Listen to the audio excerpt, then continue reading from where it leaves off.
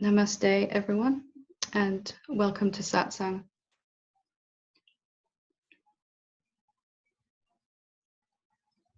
Just checking everyone can hear me okay. Just give me a thumbs up if, yeah, good stuff.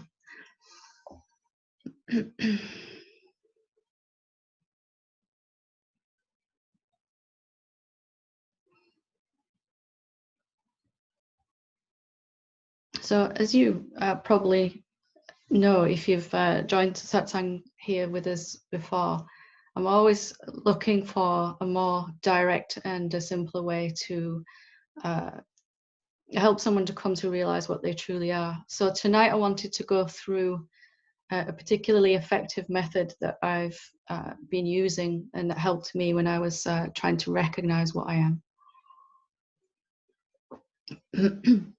And it was going to hopefully burst through a lot of myths that we have within our own consciousness, that it's difficult to recognize what we are and that it may take a long time.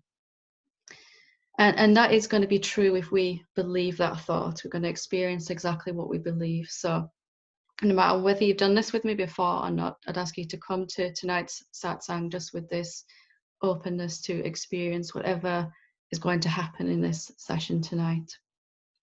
The less ideas we have about satsang, about what we are, the better. And the less ideas in general, really, more peaceful. So just as you're sitting, I'm going to talk us through into a direct experience of what you actually are. And you can follow along. It doesn't matter whether your eyes are closed or open, and there's no special position that you have to sit in or anything.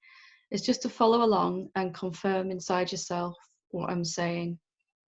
And if you have any challenges at all, then please do ask me later on when we open up for questions. I really want you to see and to experience just what you actually are, and to come to an understanding that you're already before and beyond mind and body, and that they are in your experience, but they're not going to define you, to limit you as to what you are. So right now, as you're sitting, you're aware, you're sat here or wherever you're sat watching this. You're using your senses to hear these words. You're using your eyes to see this image. And everything is functioning fine in your body. And it's natural for us as human beings to look through our senses, to perceive the world through our senses here. And I'd like you to, at the same time now, to notice that you can also perceive in a different way completely. So I'm going to ask you to just notice the empty space in the room. And you can just notice the space that is present in the room around your body that isn't filled with anything in particular. Okay, so we can either look through our senses and look at the objects in the room, or we can notice the empty space that's all around us. And I want you to recognize as well that you just effortlessly shifted between those two, that you aren't struggling, that both of those are natural. Just to know that the space is empty in this room, in the room that you're sat in around you. So one method, we're using our senses and we're looking at the world. You're using your ears to hear these. You may be smelling a certain smell. You can feel the contact that your body is making with whatever you're sitting on right now. And then at the same time, whilst the body's still functioning and everything's going, you can effortlessly shift and perceive the space in the room. And so when we're perceiving the space in the room, notice that your body is still also functioning. If you're noticing the empty space right now, then you don't have to stop doing that to understand what my words are. Naturally, all by itself, your body and mind are just functioning whilst your attention is on the empty space. So you have these two methods of perception available to you. Perhaps we haven't exercised one so well We're so used to just looking or just noticing that we're looking through our senses. But the information that's coming in through your senses, there's something else about you that can perceive sensory input. You can also perceive thoughts. It's listening to whatever mind is saying, and it's also listening to the words that are coming in through your ears. And so it's also able to notice the empty space. It's not limited in the way it perceives. So I'm calling it it, but it's really just you. So right now you can perceive an empty space. And are you using your senses to do that? The space in the room is very much like your formless self. You can't see it. You can't grasp it. It's not a tangible thing. In every way, really, it seems to be opposite to your body. It's intangible. It's inaudible. You can't hear it. It doesn't smell like anything. It certainly doesn't taste like anything, empty space. It doesn't feel like anything either. And yet there's a part of you that's effortlessly noticing it right now. So there's this huge myth in our consciousness that it takes a long time to come to understand our real nature. And yet right now, you're noticing that you can effortlessly switch between looking at this screen through your eyes and taking in sense perception, or just noticing the empty space. How are you noticing that empty space? You put some attention on that for a while. Are you thinking about it? Or is it just kind of known within you somehow that the space is empty? Just like you know your body's present in that space. You might know that your mind is thinking or not thinking. There may be an emotion arising while I'm talking. There may be a sensation. Maybe you have an itch somewhere or a pain. So how are all these recognized by you? Something that is already before your senses is recognizing sensory input, also recognizing formless empty space. And there's no switchover needed to do that. It's just a shift of attention. So now I'm looking at my sofa, I'm looking at my laptop, looking at my body. So I can look at objects with my senses, and I can look at, in a different way, the empty space that's around. So recognizing that there is this quality to you that maybe we haven't put so much attention on in the past, that is not limited to looking through the senses and thinking about something. There is a part of you that just knows instantaneously, and it's not thinking. It knows what thoughts arise. You know, every time you say my mind is just going absolutely nuts, or you say my mind went quiet for a second, you instantaneously knew what was happening in your mind. If an emotion arises, you instantaneously know that's present, that's happening. So there's something about you that isn't even limited by categories or duality at all. Right now, you, this knower, is noticing empty space, formlessness, and it's also noticing the form and perceiving through it simultaneously. So can you be limited to either of those? If you can perceive form and formless with just a shift of your attention, then what does that say about you? Are you either one of those completely? Or is there something that really is able to perceive both, that isn't actually limited by either of those categories? Just recognizing, perhaps for a while, that there is this knowingness about you. And if you look at that knowingness, you won't be able to see anything with your eyes. You won't be able to see where it is or it isn't.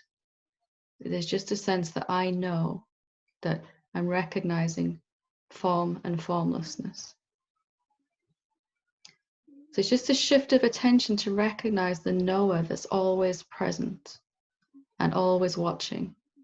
It's even watching, for most of us, our egoic sense of who we think we are, trying to wake up, trying to recognize this knower. And of course, inside our body, our form, we have lots of ideas about what we think we are. And inside the form, this I entity, this separate self, is living out this journey and trying to come back to recognize its source. But can that happen for that egoic sense of self, that separate self? Is it going to be able to recognize this knower, this knowingness that you are? Can thoughts and emotions and feelings recognize the knowingness that's watching those? Is it able, that separate sense of me, to turn around and look at the knowingness in a way? And how are you recognizing that knower anyway? What faculty are you using to kind of grasp that there is a knower here, present? That there's something that's watching your mind and body that we've just always called me or I. How are you seeing that knower? It's not through any physical eyes.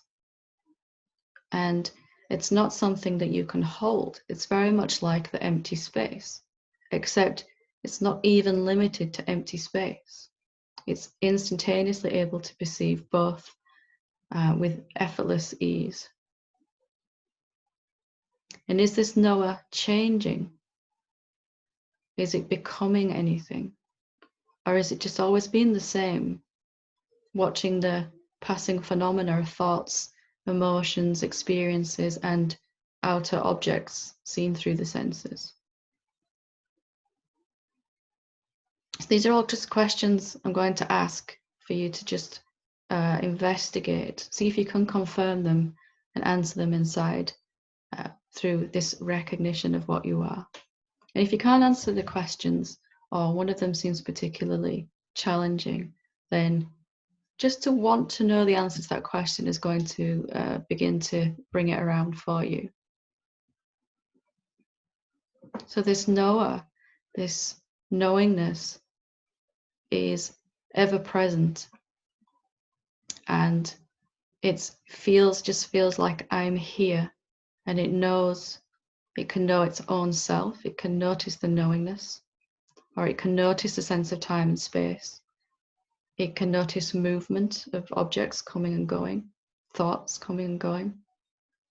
It can also notice its own stillness, that it's not moving and changing.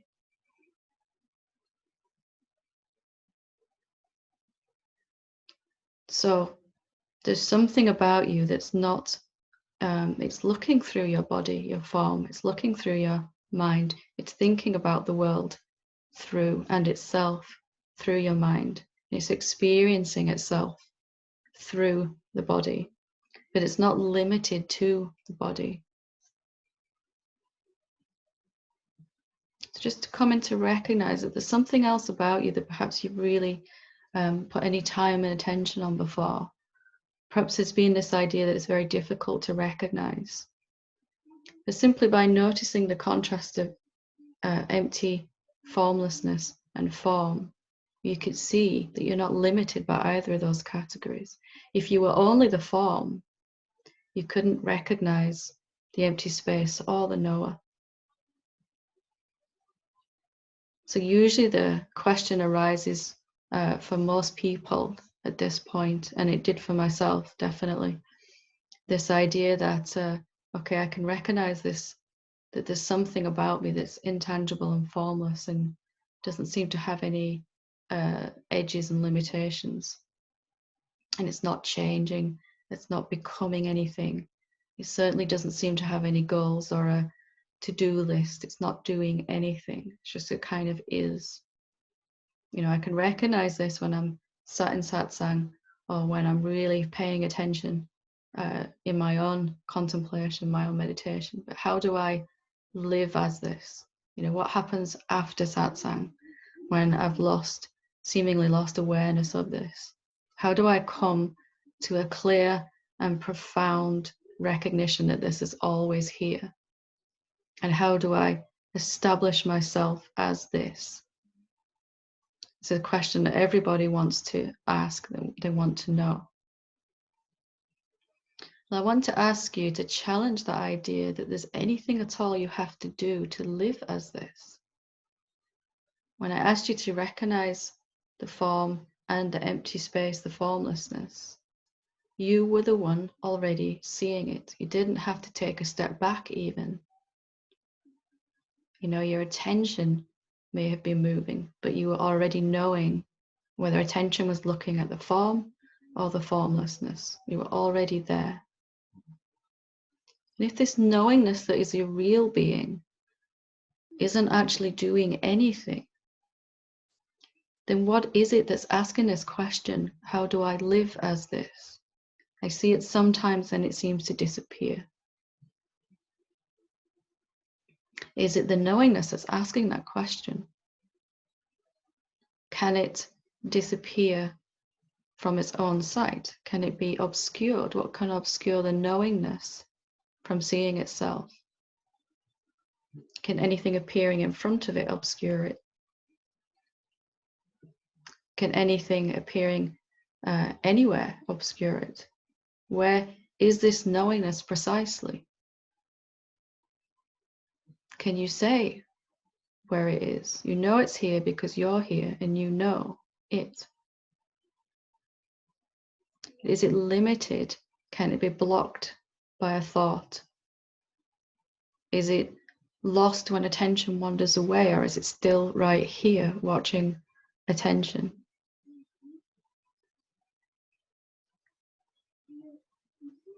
Just to question even this idea that there's something you need to do to live as this consciously, or there's something you need to become, or there's something that has to shift. And to recognize that you're always looking from this knowingness. It's just that usually our attention has gone to the mind and the thoughts and the egoic sense of self appearing inside the form of your body. Perhaps all of our attention goes to that. But still, you are the one recognizing that egoic sense of separate self. This knowingness knows everything that's appearing inside of it. So what can you do or become or change to live as this knowingness? Nothing at all. Absolutely nothing.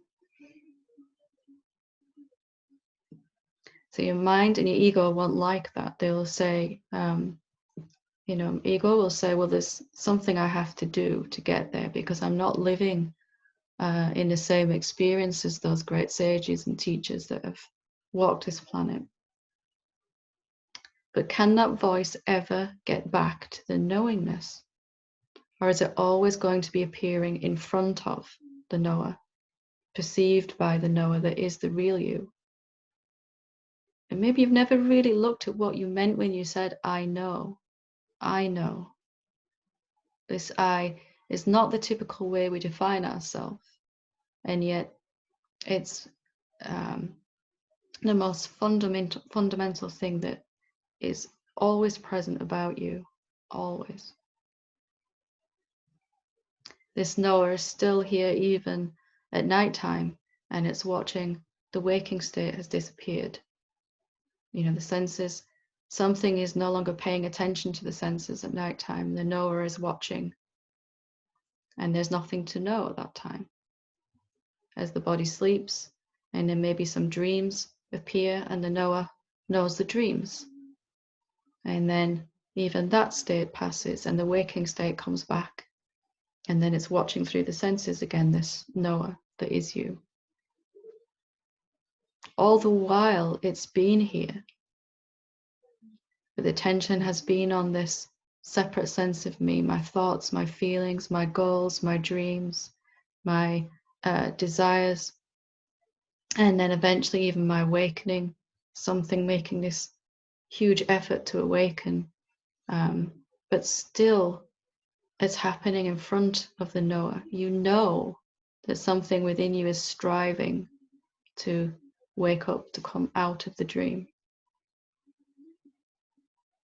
So just asking you not to listen to this voice so closely. You know, what do I do to live as this voice?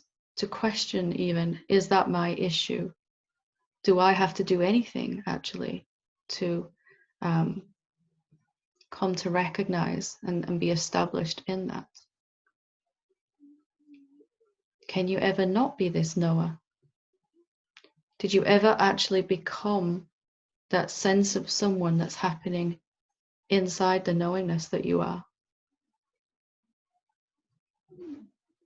And does it change you if attention has gone to this someone?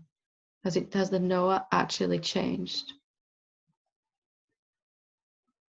Because there isn't anything you can do to become this knower or to establish yourself as this knowingness, because it is already where you're looking from. And maybe you just haven't recognized the importance of what that I means when you say, I know my mind, I know my body.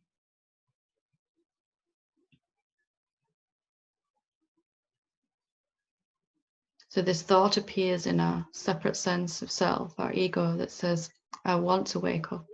I want to find my source. And then the same voice says, I want to establish myself as this. But can that ever happen to that voice? Can that ever be what's occurred? Is that what happened for the Buddha? Or did he just come to see enough times, I'm already and always looking from this knowingness? Sometimes I'm looking through the form. Sometimes I'm looking at my own formlessness. The form, my body, my mind, it's all just appearing inside the empty, formless knowingness that I really am. And occasionally in the form, a thought arises that I need to do something.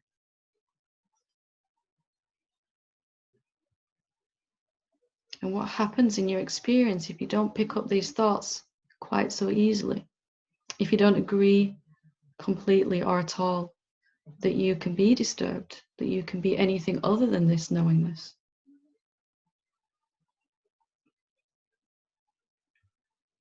And then you've found that you've arrived already and never left this true place of your real being.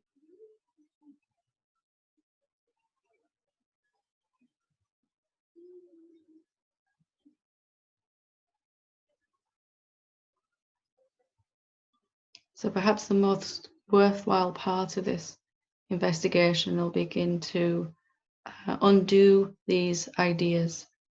You know, you're watching the form and you're watching the mind and you're watching these thoughts appear, that you're not there yet, that you're in a different place to me here, that you're looking from a different place, that you're trying to get back somewhere.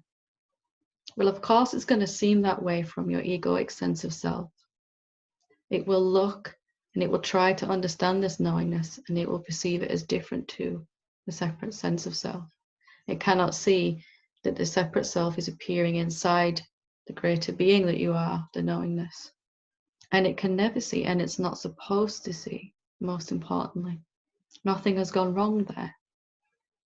But eventually you, the knower, will just stop agreeing with these thoughts. You'll stop disturbing yourself with the idea that there's something you need to do. Even when your experience in your mind and body is one of being disturbed, you don't have to agree that you're disturbed. Something, mind may be talking, emotions may be coming up, resistance. Even mind is saying right now, I don't understand any of this. You can just effortlessly notice that you know what's going on in your mind and body already. So I'm just showing you where you're already looking from and where you're always looking from. And just some more noticing of that. And some recognition that I'm always looking from here. I'm already before and beyond my body and my mind. That they're just appearing inside me and they function quite well when I just notice my real being.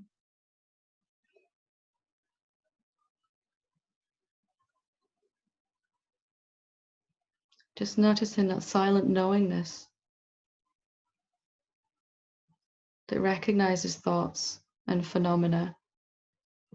It isn't affected by them at all.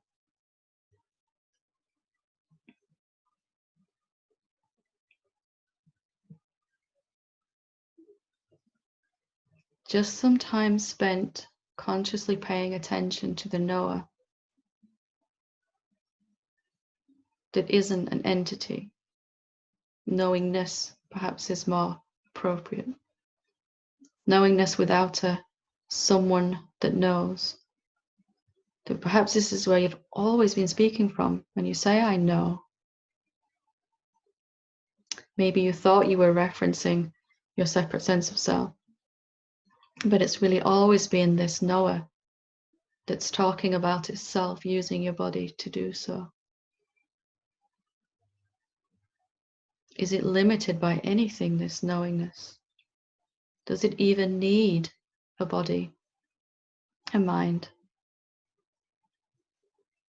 And to answer this question, the body isn't going to disappear. You can still use it, you can still love it, you can still notice and have a complete human experience. But looking from your true place, you won't be troubled by anything at all. Even eventually, when this body goes, you'll just know that that's happening too. Still from the same place.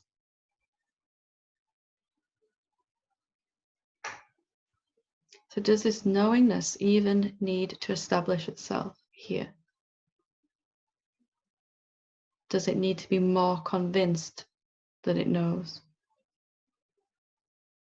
Or is it just a gentle seeing of where you're already looking from is going to begin to undo these ideas that saturate our mind that there's something we have to do, that we have to become this, or be worthy of this, or reach it, or give something up before we can be this. What possible process could happen to your egoic sense of self that would change the knower? What could happen to your ego that would affect the knowingness? Even if your ego dissolves, it's happening in front of this knowingness already that's watching.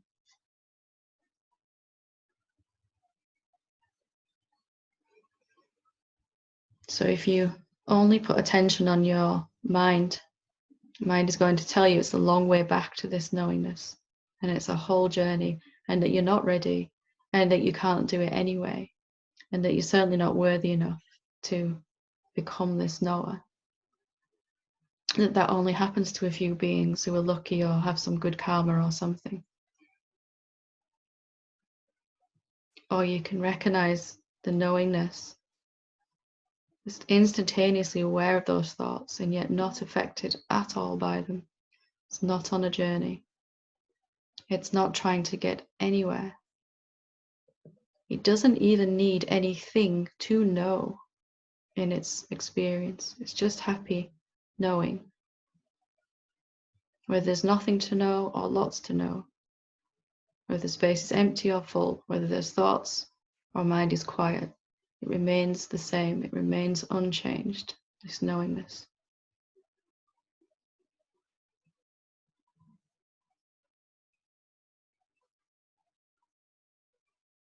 How to live like this. It's really to find out if that is your particular issue, or if we haven't just been listening to some thoughts that suggest that we've got something else to do.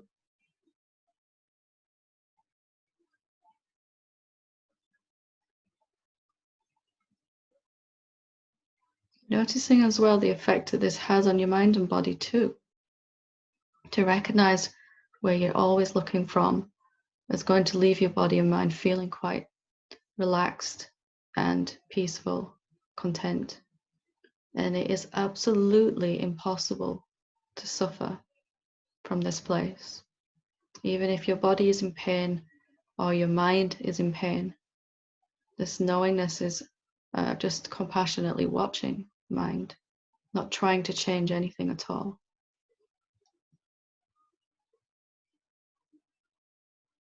This is your home that you never left. We've just been watching through our senses, watching our mind a little bit too much, maybe putting too much attention there and not enough to recognize where you're actually looking from.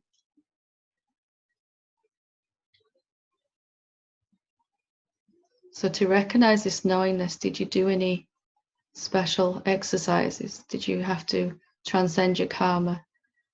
Did you suddenly become worthy of finding it? Or was it just always there, waiting to be recognized? In fact, not even really waiting. It's not waiting, is it? It just is.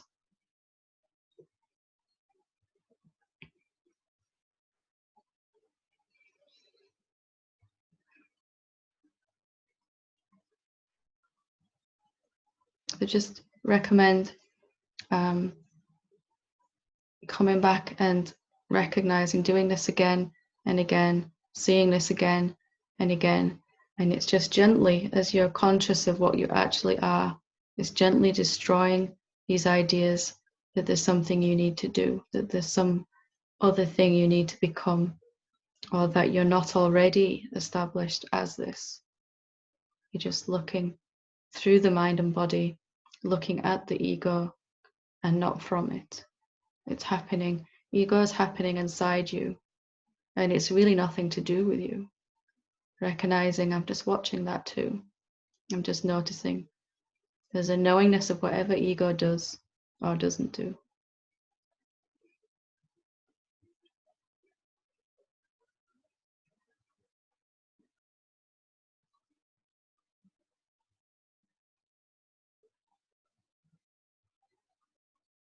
Okay. So I'm going to open it up for questions. If anyone wants to share what's happened in this investigation tonight, or if you have a question about awakening in general, then what you need to do is, I can't see everyone on my screen, so if you wave your mouse around, and at the bottom of the screen it says participants, and if you scroll down to the bottom of the list, you can, there's a little option to raise your hand. So if you want to ask a question or share anything, just scroll down to the bottom of participants, click raise hand, and it will let me know that you want to share something or ask a question. Thank you. As we're talking and we're interacting, then just not to just to notice as I'm talking, answering questions as you're listening, there's still the knowingness of what's being said. It's instantaneously still present. Lovely. Gaina?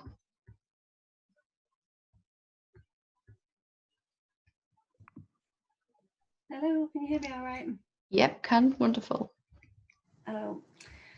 So there was a couple of things, but I don't know which question to ask. So recently, I've been thinking about this, about what I am and being everywhere.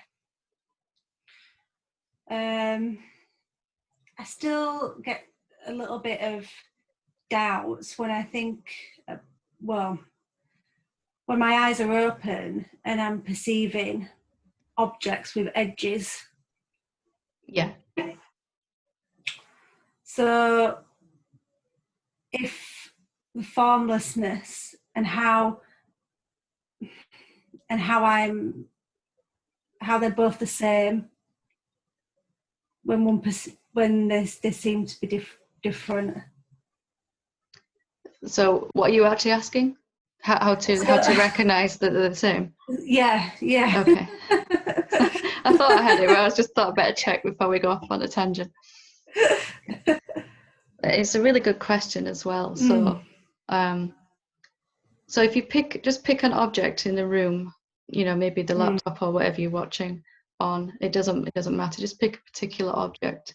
If you notice there's an idea that they're different, that the formless knower that you are is different to the solid objects in the room. Okay. Yeah. So I'm going to ask you some crazy questions. Just go with me anyway. So where is that object that you're looking at? And it sounds like a crazy question. Everyone would say, well, it's right here in front of me, but what is that object in particular? What it has a label. Well, is it whatever you've picked? Is it something we can talk about? Is it something that we can share right now? Yeah, just a chair. A chair. That's good. That's good. So where is that chair? And that's like a crazy question. Are you sure that chair is a chair? And I'm going to help you out a little bit, don't worry. The chair is a label, isn't it? Yeah. I suppose, right. Because mind labels it as chair. Yeah, you could call it seat, or all of it. You could call it apple, really. It wouldn't matter for what the actual thing is. So everyone can follow along with this if you want to sort of come to this recognition. So where is the chair then? Is the label chair, is it inside here, or is it actually there on the piece of wood or metal or whatever it is? Where is that? Where is the chair? It's in mind. Yeah, it's inside here. Yeah. So what is out there then? What is that chair made of? Is it metal, or is it wood, or plastic, or wood? Wood, yeah. So we're not so sure that the chair is outside of me. You could say there's a lump of wood that's been made into a particular shape. That's out there. But isn't wood a label as well? So if we really analyze this, most of what we think the chair is inside our own consciousness. And when you go to sleep at night, there's no ability to call it a chair. It's certainly not calling itself a chair, is it? At least I hope not. We're all in trouble. Yeah. So, crazy chair. Crazy chair. So what we're left with then is what we've called a chair is a shape that is appearing visible to our senses and feels appearing visible to our eyes, feels tangible to our body. Yeah. Okay. And if we look at what that chair is really made of, even closer than the wood, if you put anything under a microscope, it's not really wood, is it? Have you ever looked at what happens when you put something under a powerful microscope? And even, not that we're going to do it, but we could burn the chair, and it certainly wouldn't be wood then. But could we burn the essence of that chair? The formlessness that the chair is made out of. Could we burn that? Yeah. So, yeah. Does the chair exist if you're not there to see it? So it's one of those, you have to be a little bit crazy to want to wake up, because everyone else on the planet would say, well, of course it is. Of course it's there. Like, things don't just disappear because I'm asleep at night time. Yeah. I don't, well, without a mind and a body to label it and eyes to see it, then I don't know. It gets a little bit suspect then, doesn't it? As to where the chair actually is. Is the chair separate to you? or outside of you, if it's gone when you're gone, you know, in the classic way of seeing a chair. Yeah. What was your question again? How do we recognize? Yeah, sorry. Yes, how do I recognize that it's all this, we're all, Yeah. this is all the self, all me. So When things, if we only look at what the essence of something is, what it's made out of, rather than what it's appearing as and what we've labeled it as, because we've just proved that the labels are inside, and you know, a labeled chair is here, even wood is here, you know. yeah.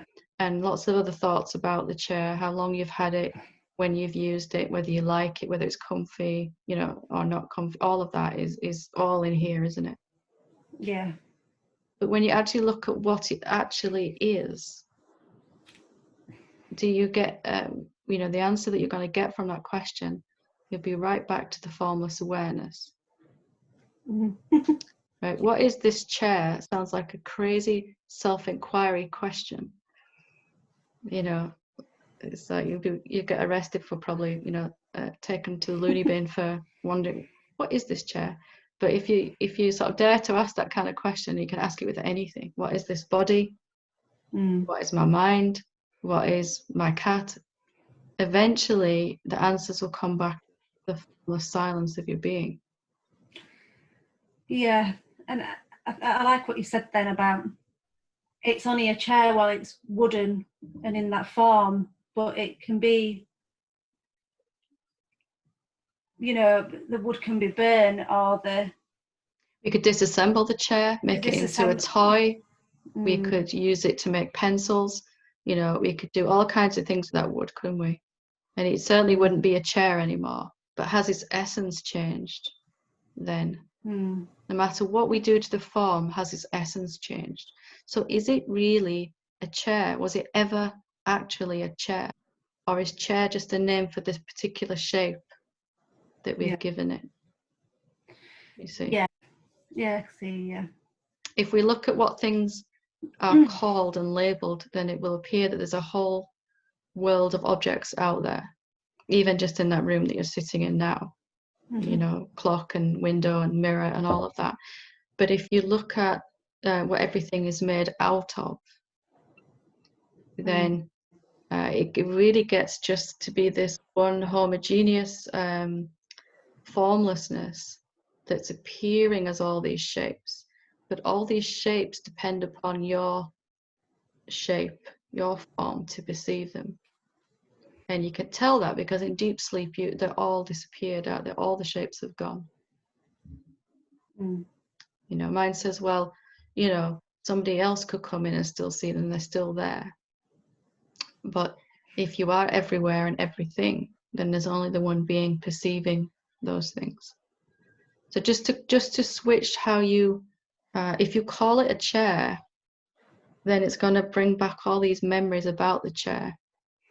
And, you know, ideas whether you like it or not.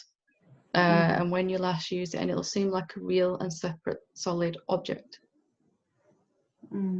If you look at what the essence of it is, it'll very quickly could do 1,000 things with that wood. You know, somebody's assembled it into a particular shape. So what's the point of investigating like this? It's to recognize that what you're actually seeing with your eyes and is vibration. You know, you're not actually seeing a chair. Even I think I read that we're seeing the images upside down. Even it's our brain that puts them the right way around or something. Yeah, I heard that. Yeah. And you know, what you say is pink, I might say is cerise or something. You know, so even the sense that the body that's perceiving the chair is going to perceive it differently. Nobody's going to see the same chair ever. So go ahead. Thank you. Yeah, that really helps. Can the same be said then about like what's happening when it's like daytime and nighttime? So what appears to happen, is that really happening? Do you see what, does that sound crazy? Do you know what? So you have to give me a little more details to work with there. these are good questions, really, because I'm not that psychic. You'll have to. Sorry. No, it's fine. I don't know if I could put it into words. That's a problem. Well, let's look the knowingness. Yeah. The knowingness is watching the waking state right now. Yeah. Everything's aware. My body's awake, and I'm looking through my senses. I'm using my body to talk, ask these questions, answer these questions. And then what happens at nighttime? Are the senses shut off? So everyone would say yes, but let's say your body's in bed at nighttime and your alarm clock goes off. You know, it's time to get up for work. Your alarm clock goes off, or the smoke alarm goes off. You know, something is listening, even though we're not paying particular attention to the senses anymore, to the form. More the knowingness is just resting in its own inherent knowingness in deep sleep. And then some images may appear in the mind, some memories of objects. You know, you're not actually looking through the senses then, but it's you're remembering objects, aren't you, and people and things in your dreams. And then the dream state passes and the knower notices the waking state arise again. So there's like progressive states of less and less interest in looking through the form. You know, in the waking state, it's looking through the form and it's having a human experience. Then in dreams, it's not so much interested in actually using a form, but it wants to think and remember and dream. And in deep sleep, it's just not interested in any of that. Heart's still beating, your body's still functioning, something's listening, because if you need the loo in the nighttime, you know, the knower knows you need the loo, you get and off you go. You know, so everything's still functioning, you're just not really paying attention to phenomenality so much. And is it just that we call it daytime and nighttime, but what's really happening? Is it just that the body is in, you're not paying attention to the body, and it's just a lack of sun because it's orbiting the earth, and we call it daytime? And even that, you know, it's given time is passing. Yeah, it's given more importance because we say, I'm awake now, I woke up this morning. As the knower, that's not really true, is it? As a knowingness, watching the body get up out of bed and make a cup of tea or whatever it does. And did you wake up? Not so much then. You've kind of been watching, you know, the sense of time and space just passing. The body lies down in bed, it gets dark, there's nothing to see out there, nothing to see in here either, you know, shut down. But still, the knower is noticing there's nothing to see. And that's why sleep is so peaceful, you know. I'm not really going to sleep. That's the key in it. It really is, yeah. Because you're noticing these waking, dreaming, sleeping, rotating in front of you as functions of the body. But you know that they're there. You know, in deep sleep, you can't say, I'm in deep sleep, because the body is asleep. But afterward, you can use the body to say, there was nothing to know at all in that state. There was just the knowingness. Yeah. And that knowingness is there before the body arrives. It's looking right now through your senses, talking to me. And it'll be there after the body leaves as well. It's uninterrupted and unbroken. Just a question, is there really a world of objects out there that I'm so sure is there? You know, something that probably most people would think you're complete loony for even questioning. You know, you have to be a little bit on the edge of what is normal, what is sane, you know, to wake up. You know? Oh no, that's I think I'm used to it. You're in good company, you're definitely. Yeah. Is that helpful? Yeah, no, that's really helpful. I think I think just talking then actually, it's just helped me see more clearly that I don't go to sleep because I've had an issue with time. Yeah. And I've been thinking of, you know, about that as well, and that's kind of helped. So good, good. you. None of that, everything applies to the ego only, time and space and movement and all of that. You know, what's happening for the knowingness, what's happening to you as the knower. You know, it's you're completely unchanged whether the body's present or absent. You know, that's the key to see, and then you'll really see that this world and all of its objects depends upon the waking state to perceive it. You know, they're all disappeared when the waking state goes. You know, there's shapes. You know, your body's still lying in a bed because your body vibrates at the similar frequency to the bed, so you don't fall straight through it. You know, you can actually lie in a bed. But is it really a bed? You know, without the ability to label it, what actually is it? And you come to this place of recognition that all of this is these kind of art sculptures, these shapes made by the knower, you know. And for clarity and ease, that the ego labels them so we know what everything is. No, when you, it's wonderful, really. Thank you. Thank That's you. really helped. Thank you. Good, good. Thank you. Thanks. Would anyone else like to? Yeah, Caroline. Lovely.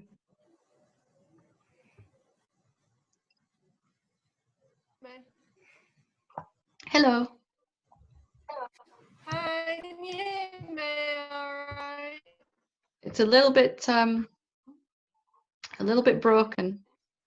Try again. God, I don't know what's... Yeah, can you hear me now? That's better, yeah. Yeah. Okay, it's just quickly on the back of what we said.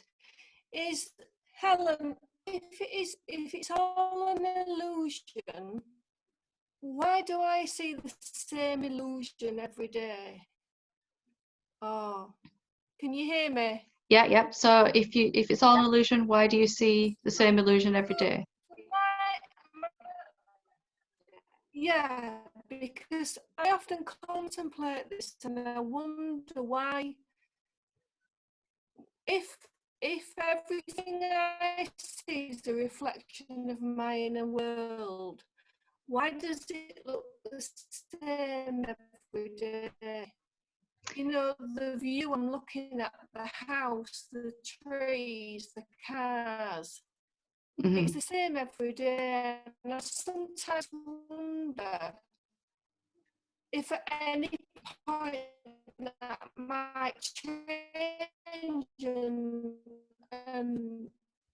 would I know without memory? You hear what I'm trying to say? It's a little broken. I've got most of that. Just repeat that last bit if everything looks the same. Yeah, yeah. It sounds like you're a little drunk, like you've been. Can you hear me? Just about. Can you hear me?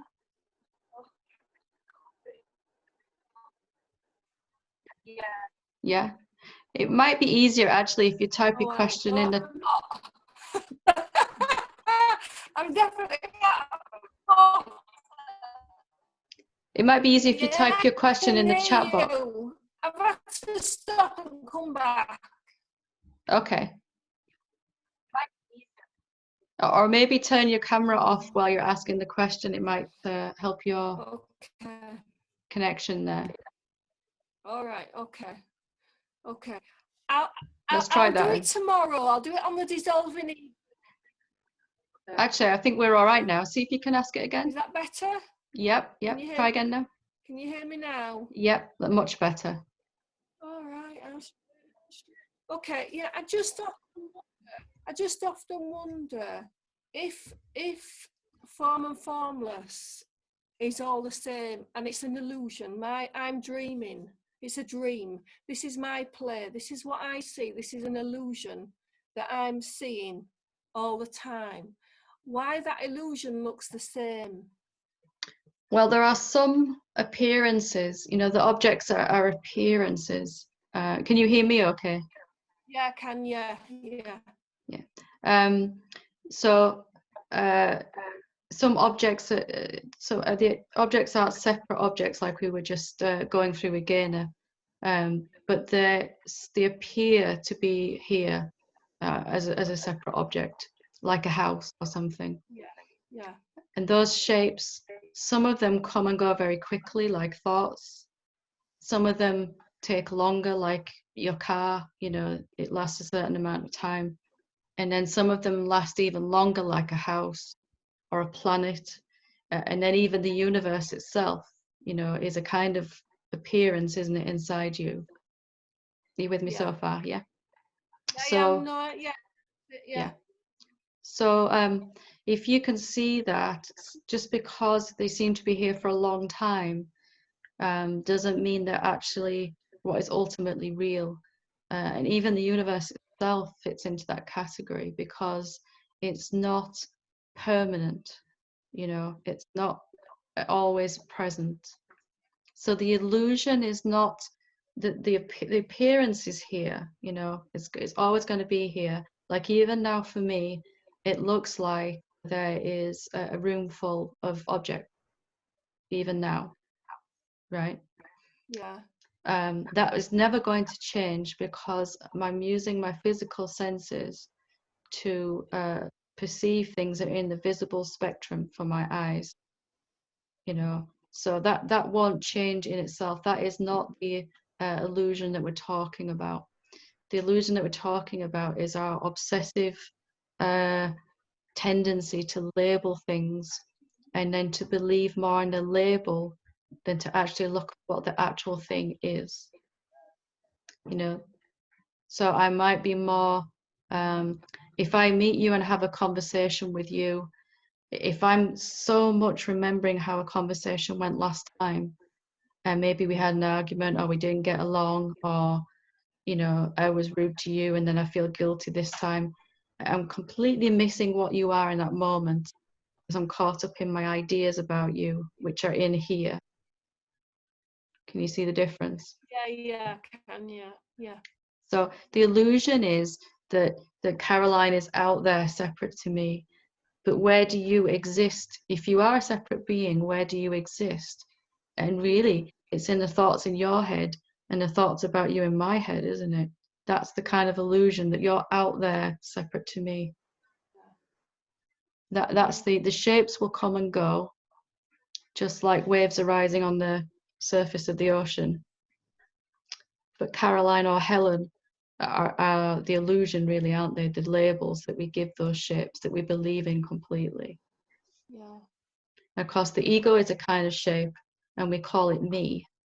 This is me. Then it's just a case of mistaken identity, really. So the shapes are not wrong in themselves. There's nothing wrong with the appearance of all this. And you can enjoy it when you undo the labels from it, all the meanings that the labels have. If you just take the word X, my ex, for most people, that's a very small word, but has a whole lot of emotional baggage around it. But really, what is your ex? It's a body, it's a shape appearing. Where does your ex exist? Really, in your head and anyone else that's thinking about them. That's the thing we have to sort of really discern. That's the illusion. Can you get a sense of it? Yeah, no, that's great. That's explained it really well. Yeah. Good. There's nothing wrong with the play of manifestation. You can enjoy it from recognizing your real state, your real being. I still have a very full human experience and I'm enjoying it much more than I did before. Like if I spend time with my family, I'm just actually there with them. I'm not caught up here in what I think and feel and remember from last time, or I'm fearing about this coming time. All of that is just going on. Yeah, no, that's really good, Helen. That's really, really good. Good. Lovely. The waves in the ocean, the shapes like waves in the ocean, the houses, some of them last longer than others, but they all come and go eventually. Yeah, I suppose I'd forgotten that I was labeling things. So when I wake up and I think, well, why don't I see something different? And I'm going through everything. I'm realizing then that I'm labeling it all, and it was the label. It's like now looking at everybody on the screen.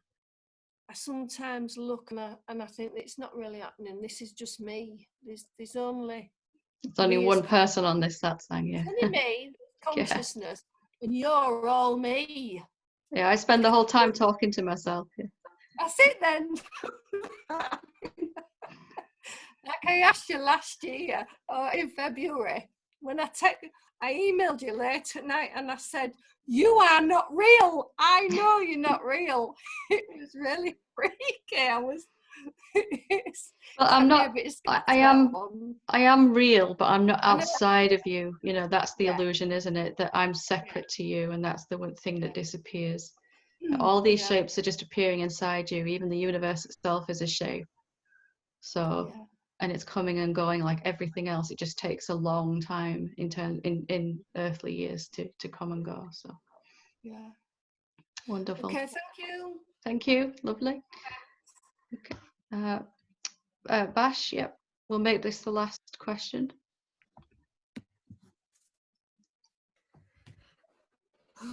Can you hear me all right? We can, yep. Oh, sorry. I accidentally muted you. Sorry. There we go. Yeah, I get what you're saying. That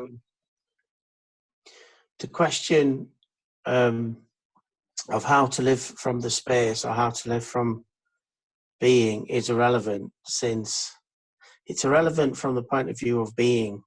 It's only relevant from the point of view of ego. Yeah. My experience has been that woken up, you wake up, but which is whole and complete, and that's it. But then the process of embodying it, that seems to be a process. Is that a process for you? That's how it seems to me, that it seems to be a process of clearer and clearer seeing. The process is embodying it. Is that a process for you, though? We're all sure it is. I'm not just saying this to you. I'm saying to everyone who's listening. I'm saying it's both. I think on the mind-body level, it's a process. The space itself, there's no process. So as the space, the formless space that is your real being, what are you actually doing? I think it's a bit like I'm using this metaphor, although I'm not a big drinker. I've never been a big drinker, but if you've been drunk, you slowly get sober. But that doesn't mean I understand the thing itself. There's nothing happening there. So if there's nothing happening there, and that's what you want to be, that's where you have to pitch a tent. Anything that suggests to you that you've got a process to do, that there's something you've got to do. Is that true for you? Is that going to be true now for you? Yeah, there is a process. I think in sort of living in the world, the mind and body are catching up to this realization. That's how it seems to me, and that's that bit of the process. But isn't that just happening in front of you also? What are you doing as the space to orchestrate that?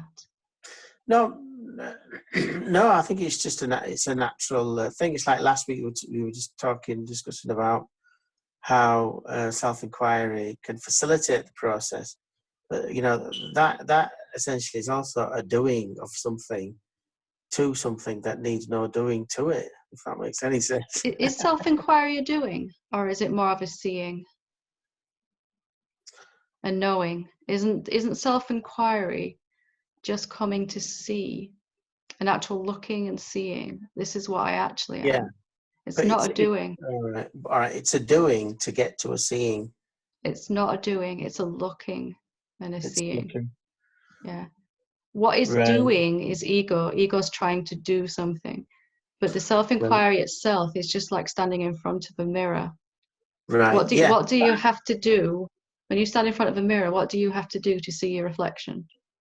Nothing. It's just Nothing. instantaneously you see, there it is. That's what Yeah. I look like. All right. Self-inquiry is, what actually am I? And then there's a seeing that happens, a progressive seeing. Mm-hmm. But it's Yeah. definitely not a doing. Maybe that's where the little error has crept in that's keeping this It's not thing quite what going. I'm saying. It's what I'm saying is that there's the seeing of being, which is what you are, which is unmistakable. But there is a process of embodying that in actual lived experience. Is there any actual change going on in the mind and body? If the mind and body are arising made out of the formless space of your being. I think I'm just talking about my actual real experience. I understand what you're getting at. I mean, I talk about this is how it's happening for me. And from what I've read, this is how it seems to happen to a lot of people. There are a few rare people, like Ramana Maharshi, who just wake up and then bang, that's it. They stay there. They don't drop out of it. They stay there permanently. But I think for most people, it seems to be this, like you were discussing last week, this in and out thing. But it seems to be both. It seems to be a process, and it's not a process.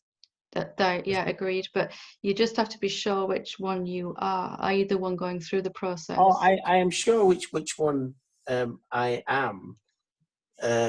Because there's no question about it. There's no doubt about it. Because it's self-authenticating. You're absolutely sure, and nobody could convince me otherwise. But the process of in my life, because you've got the in and out of it for a while. I did that in and out, but the process it seems to be a clearer and clearer and clearer seeing, because initially it was schizophrenic. You're not, you're in one, you're in the other. But now I am absolutely sure what I am, and this other thing. I mean, it's resulting in some strange things in my life, in my embodied life, because you get lonelier and lonelier and lonelier, and there is a kind of I don't feel plugged into anything. I don't feel part of anything. I don't feel connected to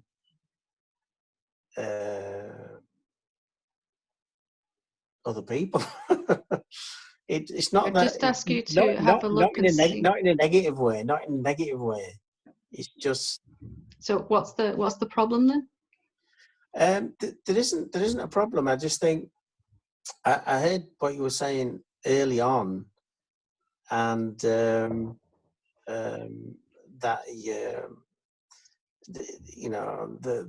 the question after initial awakening for me was, how do you live from the space? And what you seem to be saying is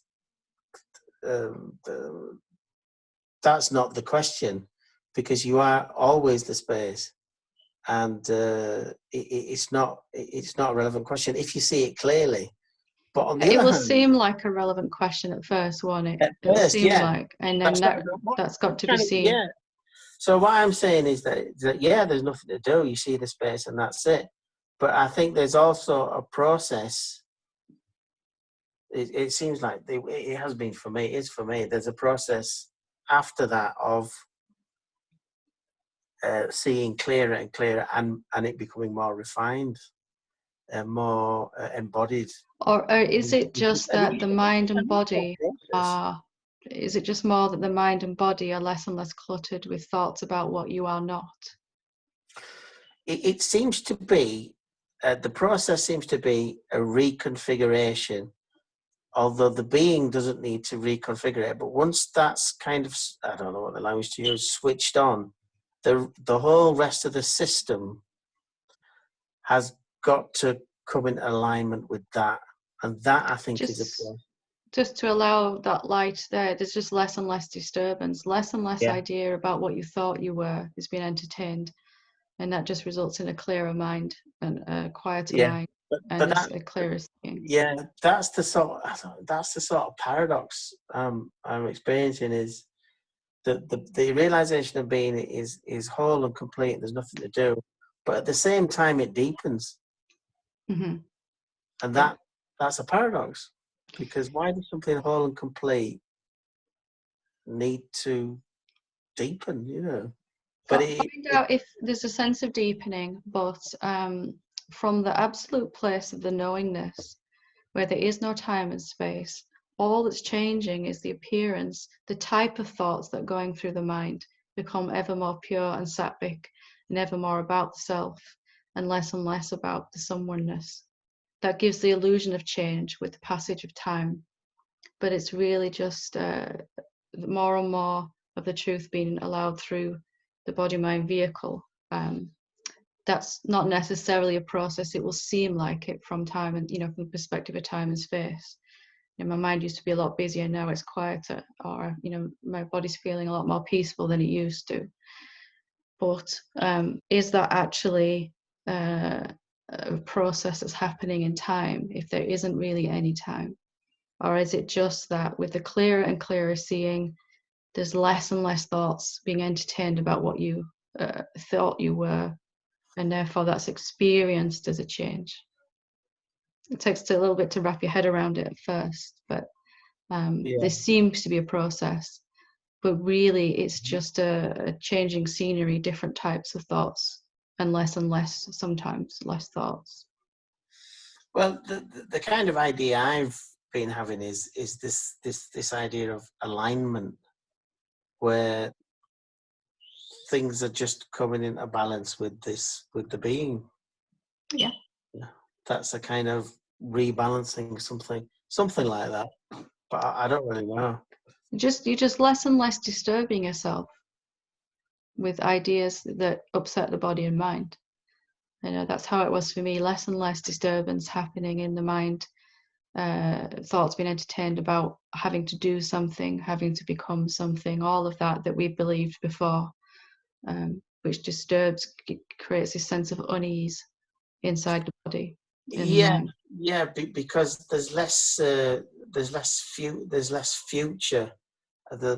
My mind is becoming much more like a functional unit, like a functional thing that you use to solve problems.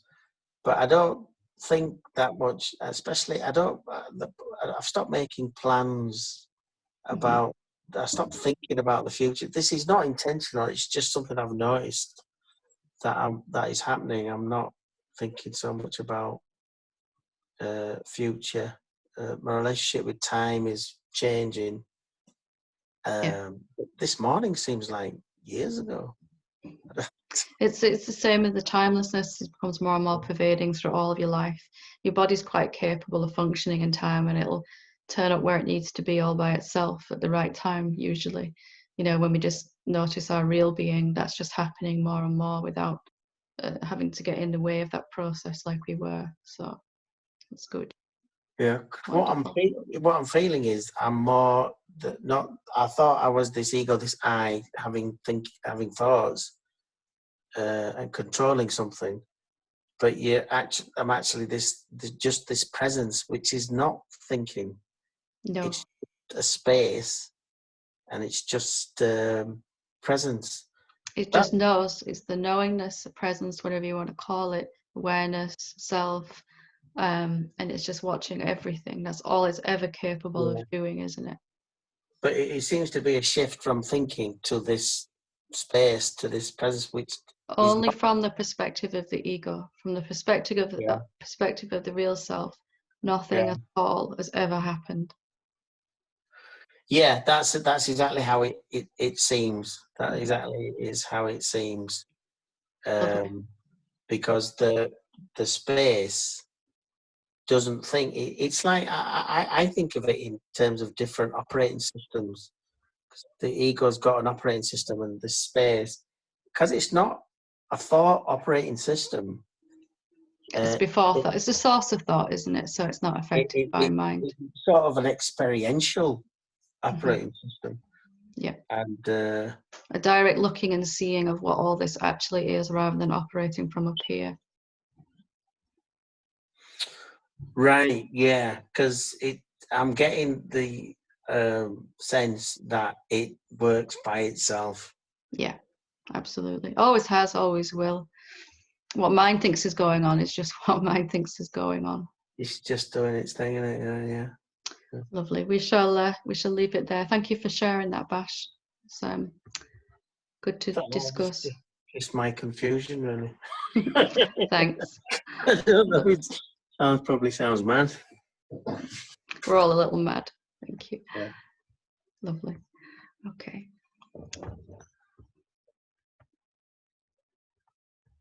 So we shall leave it there for tonight. So thank you very much and for joining me at Satsang tonight. Namaste.